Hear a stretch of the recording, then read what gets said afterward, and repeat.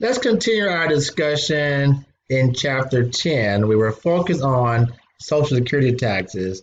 So as indicated, your wages may be what's called tax exempt when it comes to paying the Social Security tax. That simply means that you've earned more than the maximum earning base for that particular tax year, and the amount over the maximum earning base is what we call non-taxable or tax exempt. So to determine the amount a person will owe for Social Security taxes, you will first determine what portion of their gross pay is going to be taxable, multiply times the tax rate of 6.2%. Now 6.2% is 0.062 as a decimal. Multiply the taxable wages times the tax rate to get the amount withheld for the Social Security tax. Now with the Medicare tax, this is a tax imposed upon both employers and employees at a rate of 1.45%. Medicare does not have a maximum earnings base, which means that your total earnings for each taxable year will be taxed at 1.45% to get your Medicare tax deduction.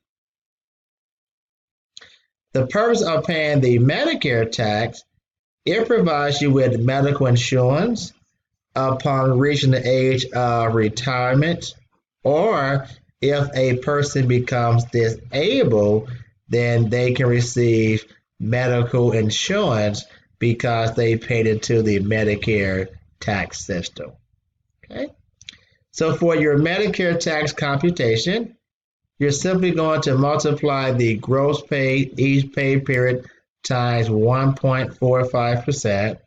1.45% is 0.0145 as a decimal. So multiply the gross pay times the applicable tax rate to get the amount withheld for the Medicare tax. Okay? So next time you hear about FICA, and you're wondering who is FICA and why is FICA taking all my money, FICA stands for the Federal Insurance Contribution Act of 1935. Two types of taxes paid by the employer and the employee because of this act: Social Security tax and the Medicare tax. Other deductions that you must pay in addition to FICA taxes are federal income taxes. Federal income taxes are required by federal law to be withheld from employees' gross pay each pay period. Now, the amount of federal income tax withheld depends upon four factors. It depends upon your earnings during the pay period, the frequency of the pay period, meaning are you paid weekly, bi-weekly, semi-monthly, monthly, etc. Your marital status, are you married or single? And the number of withholding allowances you're claiming on your W-4 form. So again, the amount of money you earned in the pay period, how often you're paid, your marital status, and the number of withholding allowances claimed on your W-4 form tells your employer how much withhold from your earnings for federal income taxes. So withholding allowances, what are those? Well, a withholding allowance is what is granted to the taxpayer that will allow you to reduce your taxable income.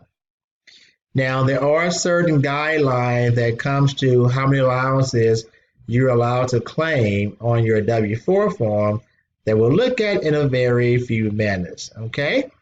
So perhaps you're saying, well, how many allowances can I claim on my W-4 form? I'm glad you asked that question. You're granted one allowance for yourself, the taxpayer. You're granted one allowance for your spouse only if your spouse does not work or your spouse does not claim themselves at their own place of employment. So if your spouse is claiming themselves, then do not claim your spouse on your W-4 form. You get what allows for each dependent that you supported financially for more than half of the tax year. So I always tell my clients to ask the question, can I claim this person as a dependent on my tax return? If the answer is no, then do not claim an allowance for this person. As the number of withholding allowances increases, the amount of federal income tax withheld decreases. Now, that sounds good. However, if the amount of tax withheld is less than what it should be, then you might find yourself on taxes at the end of the year when you're filing your annual tax return. Okay? So here we have a sample of the W-4 form. It will just have your information, your address, your marital status, and it's going to ask you the number of allowances that you want to claim on the W-4 form. And again, depending upon how many allowances you check on the W-4 form, that will have an impact on the amount of federal income taxes withheld from your earnings. Now, to determine the amount of taxes to be withheld, there's a publication called Publication 15 Circular E that you can access from one of my favorite websites. You ready? It is the IRS.gov. Yes, I said it. The IRS.gov, the Internal Revenue Service website, has a publication called the Publication 15 Circular E. And this text or this publication has what they call the wage bracket tables. And they have a table for every situation. So whether you're married or single, pay weekly, bi-weekly, semi-monthly, or monthly, they're going to have this table created for you. And we look at how much money you earn and the number of allowances that you're claiming. And based upon that information, that tells your employer how much withhold from your earnings for federal income taxes. For example, we have Cecilia. Cecilia is married, claiming 2 allowances, and she earned $560 for the week. On the table, the first column says at least, but the second column says but less than. So go to where it says at least $560, but less than $570. Okay, you're going to go over to where you see the 2 allowances. So the amount, so see we have withheld for federal income taxes would be $30.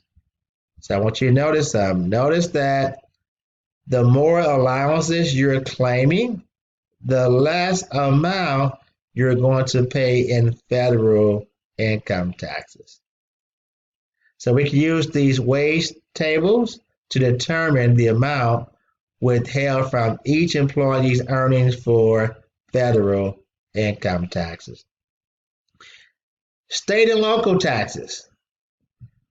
Most states and many local governments require you to pay state and local income taxes. However, not every state requires you to pay state income taxes. Texas does not have a state income tax. Nevada does not have a state income tax. But most of my students either live in Missouri or Illinois, and yes, they both have state income taxes. As a matter of fact, in the city of St. Louis, in the state of Missouri, if you live or work in St. Louis City, you must also pay a city earnings tax, which is 1% of your gross earnings. Okay? For the most part, when it comes to paying the state income taxes, they have the same rules as the federal. You complete a W-4 form pertaining to your state income taxes, And depending upon how much you make, how often you're paid, your marital status, the number of allowances you're claiming on the W-4 form, that tells your employer the amount withheld from your earnings for state income taxes as well. Okay? Other deductions required by law. So we talked about the state and local income taxes. In some states, unemployment taxes are also required. However, unemployment taxes typically are going to be paid by the employer. They're not paid by the employee. So again, in most states, unemployment taxes are paid by the employer. These taxes are not paid by the employee. So our last group of deductions are what's known as voluntary deductions. These are deductions withheld from your gross pay because of a contract between you, the employee, and your employer. These deductions are not mandated by federal, state, or local law. So perhaps you have life insurance through your employer, medical insurance, you're putting money into your employer's 401k, you have money going into your savings account, you're paying. Now, union dues may not be required by federal, state, or local law, but depending upon certain companies, sometimes union dues, if you work for a union type of company, then these are a requirement. But for the most part, when we say voluntary deduction, these are deductions withheld from your earnings because you have agreed to have these amounts come out of your earnings. They're not mandated by federal, state, or local law. So now we've talked about how to calculate gross pay, deductions from gross pay for FICA taxes, income taxes, and voluntary deductions. We now want to learn how to compute our net pay amount. How do I go from gross pay to what's known as my net pay or my take-home pay? Stay tuned.